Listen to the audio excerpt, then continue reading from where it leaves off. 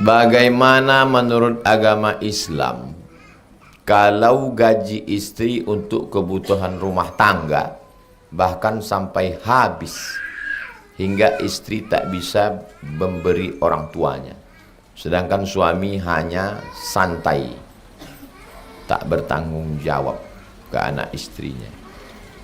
Soalnya sudah banyak saya lihat.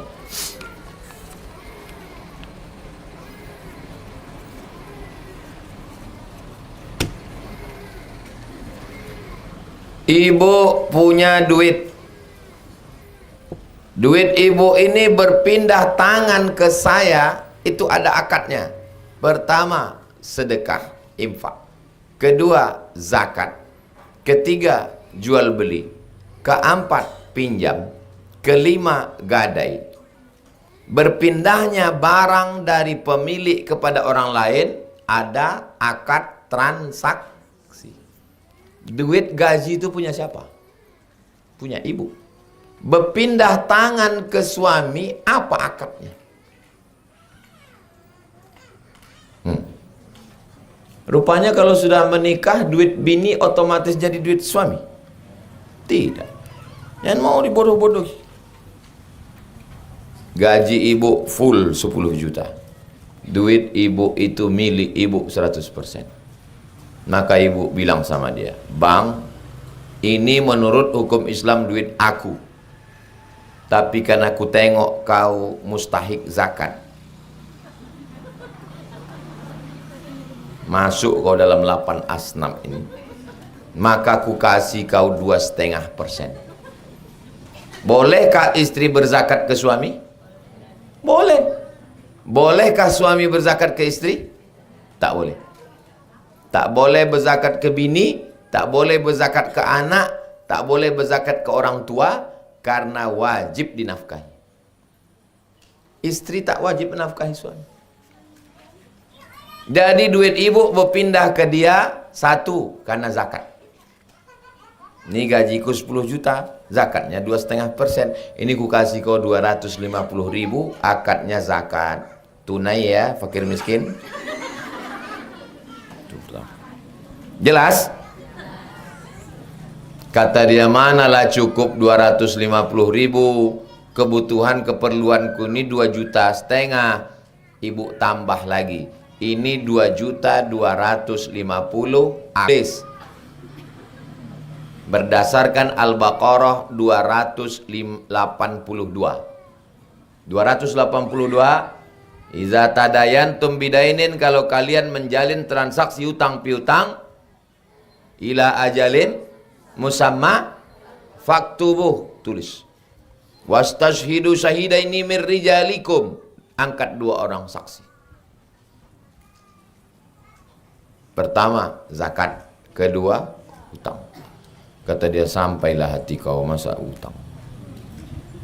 Kalau kasih aja gimana? Berubah hatiku nengok kau fakir miskin. Jadi sekarang ku kasih hadiah. Kalau gitu ku kasih hadiah. Jadi duit ibu yang berpindah tangan itu jangan asal-asal kasih aja, ada akadnya. Apa akadnya?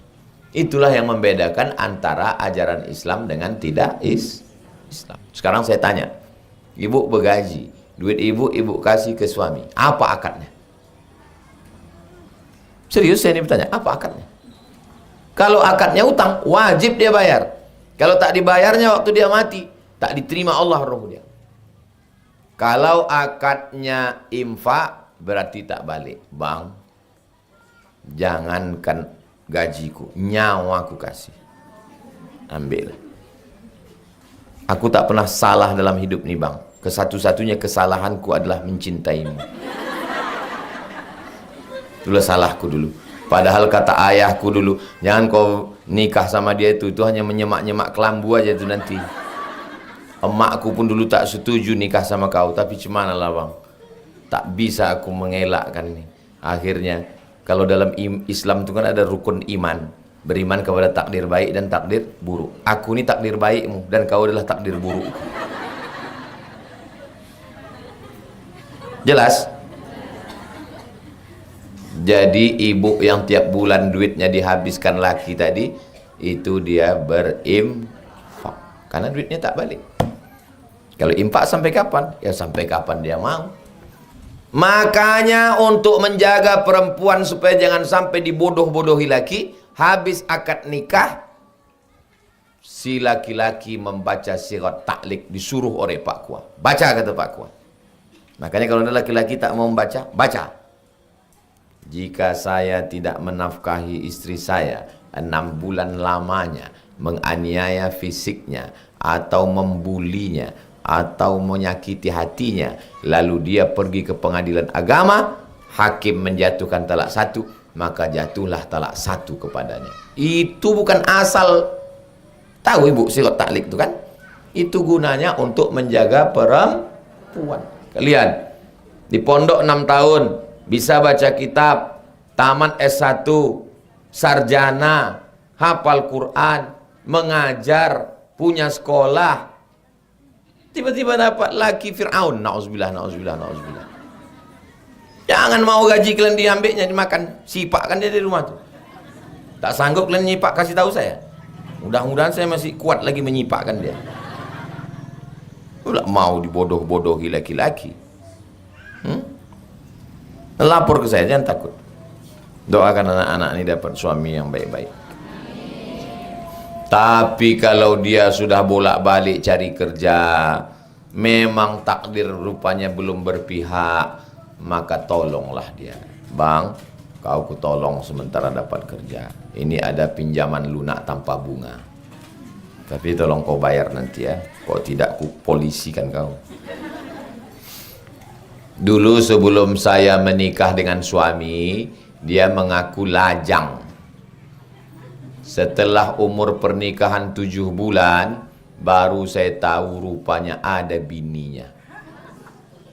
Yang mau saya tanya, apakah istrinya itu mendapatkan talak dengan menikah dengan saya? Dengan menikah dengan istri ini, apakah istri pertama itu otomatis putus? Tidak. Ke kampung ini, nikah dia. Pindah kampung sana, nikah dia. Pindah kampung sana, nikah dia. Pindah kampung sana, nikah dia. Playboy cap tupai. Maka keempat-empat itu nikahnya sah. Kapan baru jatuh talak? Kalau dijatuhkannya talak. Ku talak kau, talak 1, baru jatuh talak. Selama tidak, maka ibu adalah berbagilah rezeki. Itu maka perempuan tak mau, karena duit belanja berbagi. Tidak otomatis jatuh talak dengan menikahnya laki-laki. Ini pasti nikah siri.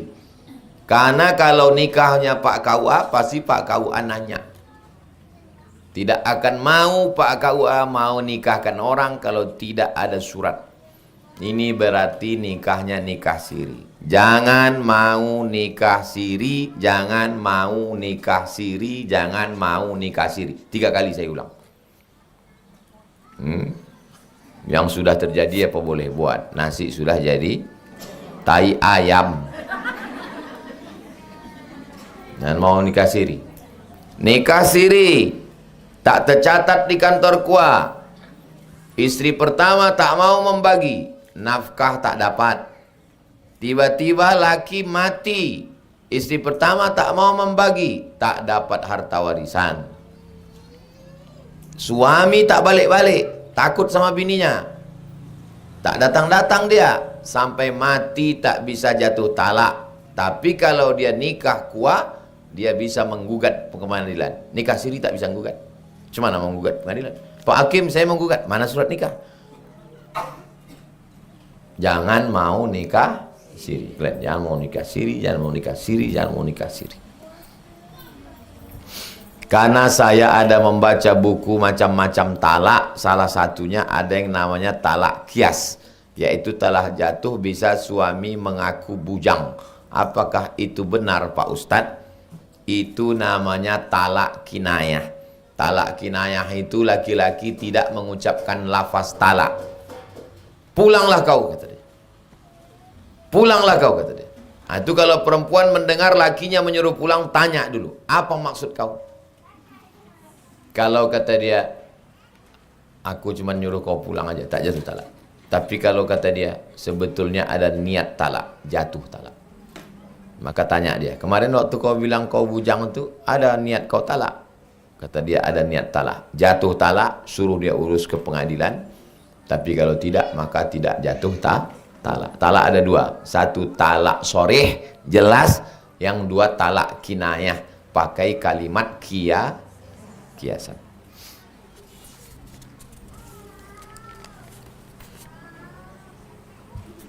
Sahkah solat perempuan kalau seandainya kita hanya 5 orang? Sab solat kita perempuan kalau seandainya hanya lebih kurang 5 orang yang kita di sebelah. Ini imam. Lalu di mana letak makmum? 5 orang belakang. Terus di mana lagi? Kanan. Terus di mana lagi? Kiri. Penuh satu sop. Datang makmum baru. Di mana letak makmum baru? Di belakang imam. Habis itu datang makmum berikutnya kemana? Kanan. Kiri. Penuh. Begitu urutan sop. 5 orang cukup satu sop. Tak cukup 5 orang, cuman berdua di samping. Makmumnya 2 di belakang, kanan 1. 5 cukup satu sop. Gimana caranya supaya iman tidak naik turun? Yazidu bit ta'ati, naik kalau taat. Yang qusu bil maksiati, turun kalau maksiat. Jadi cemara supaya dia tidak turun, taat terus. Asal maksiat turun. Kalau taat naik. Ngaji taat, baca yasin taat, pulang sholat maghrib taat, sholat isya taat, drama Korea turun, sinetron turun, tahajud naik. Maka tinggalkan maksiat, insya Allah iman naik. Anak-anak ini imannya mana pernah turun? Bangun jam 3, jam 4, jam 5 tahajud, sholat subuh, habis sholat subuh zikir, baca tafsir Jalalain, habis itu murajaah, habis itu masuk kelas sampai zuhur, zuhur ke asar, asar ke maghrib, petang Jumat pengajian, maghrib ke isya, isya murajaah, jam 10 malam baru tidur. Orang ini imannya tak pernah turun. Ibu kalau mau tak turun, masuk ke pondok.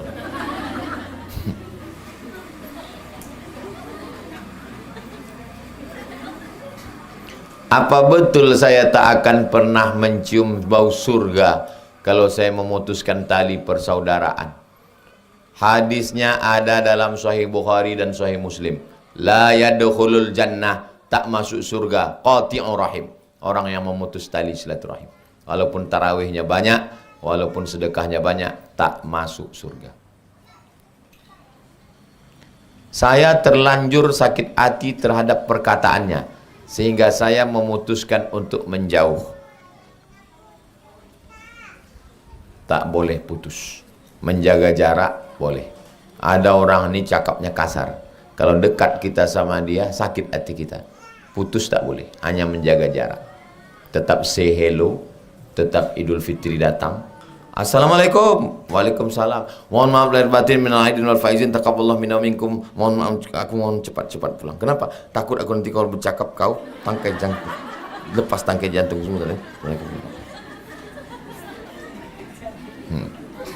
Tapi untuk putus tak boleh. Genting boleh, putus jangan. Paham? Ada model-model manusia begitu. Asal dia bercakap, jangankan dia bercakap, dari tatapan matanya nengok selop kita. Datang kita, cepat-cepat langsung pulang. Jika takdir kita sudah tertulis di Lauhil Mahfuz, Lalu untuk apa kita berdoa? Ya Allah, selamatkanlah aku malam ini, kami mau pergi tablik akbar, acara pramuka di jalan Imam Bonjol, jangan sampai macet, jangan sampai hujan. Kan udah tertulis di Lauhil Mahfuz Pak Ustadz. Iya, untuk apa lagi Ustadz berdoa? Karena aku tak tahu apa isi Lauhil Mahfuz. Itulah maka aku berdoa. Kalau udah tahu, untuk apa berdoa lagi? Datang malaikat, Abdul Somad, isi Lauhul Mahfuz itu ini ya. Karena tak tahu, itulah kita maka berdoa. Ada di antara kita nih yang tahu isi Lauhil Mahfuz. Nabi Muhammad naik dia waktu Isra Mi'raj. Ditengoknya Lauhil Mahfuz tuh titik huruf nunnya sebesar bukit Uhud. Sorifal Aqlam. Ini lauh itu artinya papan. Lauh papan. Mahfuz papan yang dijaga malaikat. Sorifal Aqlam. Nabi mendengar suara pena di Lauhil Mahfuz. Krik, krik, krik. Nabi Muhammad yang menengok Lauhil. Nabi Muhammad pun tetap berdoa. Nabi aja yang menengok Lauhul Mahfuz berdoa. Kenapa Ustaz masih tetap berdoa? Saya tetap berdoa karena saya tak tahu apa isi Lauhil Mahfuz. Ya Allah, kalau memang isi Lauhil Mahfuz itu baik, tetapkan saya dalam kebaikan. Kalau kau takdirkan aku tak baik, tolong ganti yang tak baik dengan yang baik. Kalau kau takdirkan aku malam ini menabrak kambing, jangan jadi menabrak kambing. Kalau kau takdirkan aku malam ini jatuh, biarlah jatuh ke tumpukan jerami. Allahumma inni la as'aluka raddal qada, walakin as'aluka lutfa fi. Aku tidak minta engkau robah takdirku, tapi engkau jadikan kelembutan dalam takdir itu. Itulah kenapa kita berdoa, karena kita tak tahu rencana Allah Subhanahu wa ta'ala. Kita berdoa mudah-mudahan takdir kita baik semuanya. Bagaimana caranya menghafal Quran dengan cepat dan mutqin? Daftar ke Ma'had Az-Zahra. Nanti diajari Ustazah Fatimah sama Ustazah dari Al-Muqaddasah dari Mantingan. Mereka datang jauh dari Jawa Timur kemari mengajar menghafal Quran. Ibu buat grup, minta sama Ustazah 1 jam, judulnya menghafal Quran cepat dan mutqin. Minta ke mereka. Mereka punya kajian khusus ibu-ibu sore tahsin. Sore di Saung. Minta sama mereka. Ustadz, 1 kata motivasi untuk menghafal Quran. Hafal. Dia minta 1 kata. 1 kata. Bukan 1 kalimat kata dia. 1 kata. Hafal. Itulah 1 kata. Apa doa yang bisa saya amalkan supaya orang yang kita sayangi mendapatkan hidayah? Allahumma hdi qaumi fa innahum la ya'lamun. Doa Nabi untuk orang yang menyerang waktu perang Uhud. Allahumma hdi qaumi fa innahum la ya'lamun. Ya Allah, berikanlah mereka hidayah. Bayangkan wajahnya. Berikanlah dia hidayah, ya Allah. Berikan dia hidayah, ya Allah. Doa tak mesti bahasa Arab. Bisa bahasa Arab, Allahumma hdi qaumi fa innahum la ya'lamun. Tak bisa bahasa Arab, pakai bahasa awak. Agianya hidayah, ya Allah. Jangan mengganggu ambo, jangan kareh warna kecilnya gambo.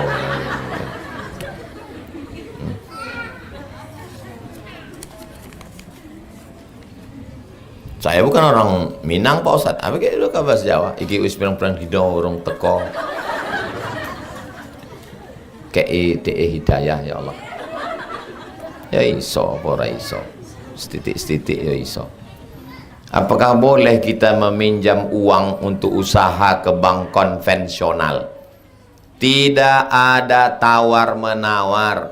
Beralihlah ke Bank Riau Kepri Syariah. Jangan ke bank konvensional. Ustaz Somad tuh ngomong aja, Ustaz ceramahnya ke bank konvensional itu. Saya ceramah ke bank konvensional. Biasanya kalau saya ceramah ke bank konvensional itu sekali itulah, habis itu tak ada diundang orang itu lagi. Marah orang itu. Karena kalau saya ceramah ke bank konvensional, saya bilang orang yang kerja di bank konvensional ini makan napi neraka jahanam semuanya, makan riba. Habis itu tak ada diundang orang tua. Dulu banyak bank konvensional yang ngundang saya. Setelah saya selesai. Jadi Ustadz, waktu ceramah di bank konvensional itu kan ada dikasih orang itu minumannya tak saya minum karena riba haram. Kue kotaknya tak saya makan, riba haram. Kan dikasihnya duit Pak Ustadz, duitnya saya ambil. Bank konvensional nih duitnya saya ambil, ini duitnya saya ambil, ini duitnya saya ambil, duitnya saya ambil. Tidak saya makan. Saya serahkan untuk lembaga masalih ammah. Tak boleh dikasih makan pakaian anak bini, tak boleh. Di lembaga masalih ammah untuk bangun WC, untuk bangun kelas. Konvensional tak boleh dimakan, tak boleh dipakai, haram hukumnya. Jangan pakai bank konvensional, beralihlah ke Bank Riau Kepri Syariah, Bank Syariah Indonesia BSI, Bank Muamalat. Jangan ngaji-ngaji tapi tak diamalkan. Saya memiliki ego yang tinggi sehingga sering membuat orang lain bermusuhan dengan saya. Sadar berarti bagus itu.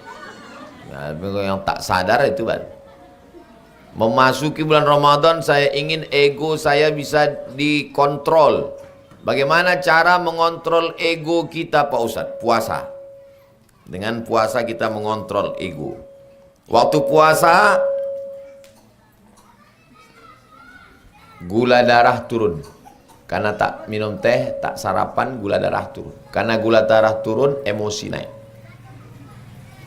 Itu mengapa orang sedang puasa itu emosi. Kenapa? Gula darahnya turun. Ketika dia sudah mau mengamuk, dia tak jadi mengamuk. Karena kata Nabi, kalau ada orang mau memancing, mau mengajak, mau berkelahi, katakan inni shaim, inni shaim 2 kali, aku puasa. Di waktu terasa ego itu mau naik, bilang aku puasa, aku puasa.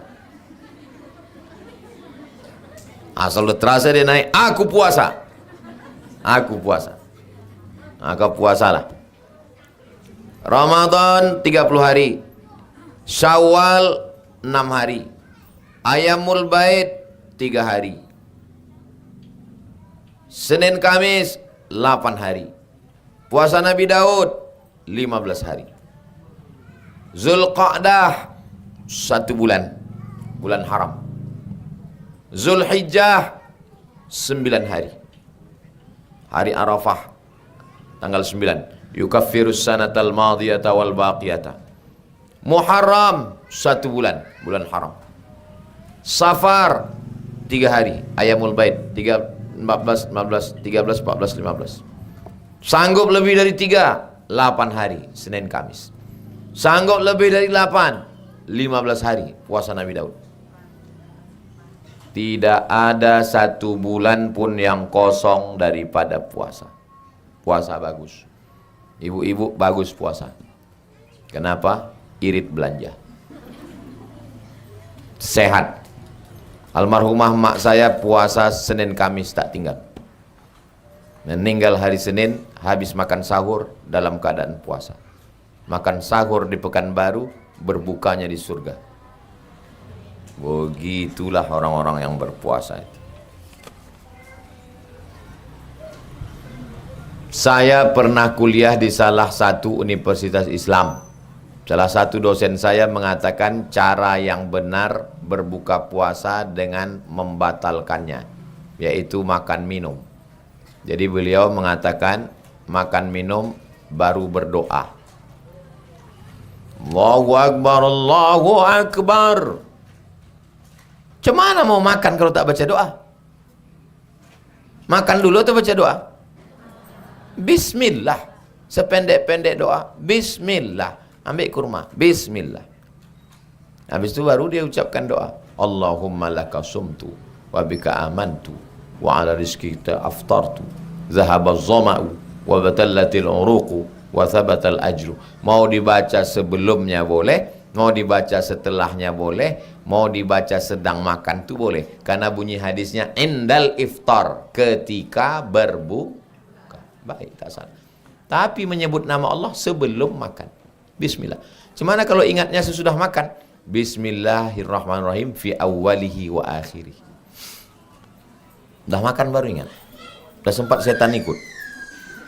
Bismillahirrahmanirrahim fi awwalihi wa akhirih. Saya pernah niat untuk nazar apabila suatu hal terjadi maupun tak terjadi, maka saya akan puasa nazar sebanyak sekian hari.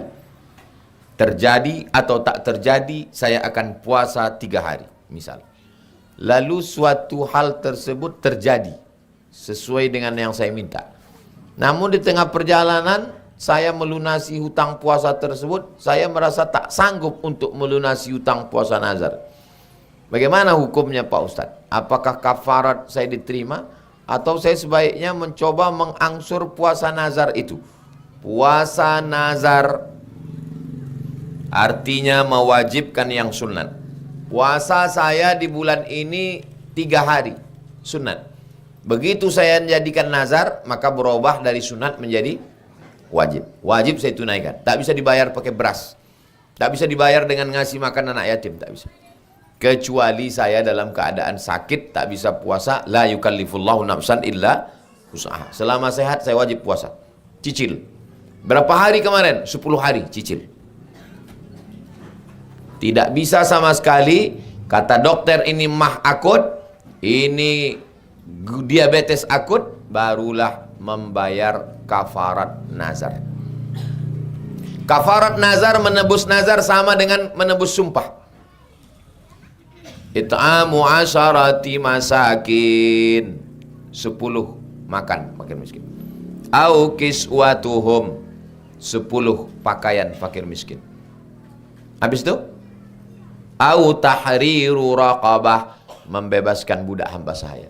Habis itu faman lam yajid, siapa yang tak sanggup, fasyamu salasati ayyam, puasa 3 hari. Kasih makan 10 orang. Makan pagi, makan siang, makan malam. Berapa lah itu makan pagi, makan siang, makan malam? 60.000. 10 orang 600. Menebus kafarat. Itulah kaji kita petang ini. Di akhir majlis mari kita sama berdoa. Ala hazihin niyah al-Fatihah. A'udzubillahi minasyaitonirrajim. Bismillahirrahmanirrahim. Alhamdulillahi rabbil alamin. Ar-Rahmanirrahim. Maliki yaumiddin. Iyyaka na'budu wa iyyaka nasta'in. Ihdinas siratal mustaqim.